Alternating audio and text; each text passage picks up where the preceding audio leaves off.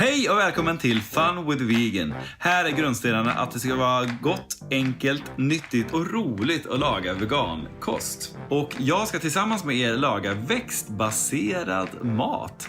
Kommer jag med mig gäster i varje program. Jag är lite mer utav en vanlig människa. Sen kommer jag ha med mig proffs på att säga kockar, bloggare. Ja, jag vill inspirera människor till att äta växtbaserad mat. Det är superenkelt, det är jättegott, det är nyttigt och det är roligt att äta växtbaserad mat. Hur vet jag det då? Jo, för att jag gör det varje dag. Det här är då en trailer.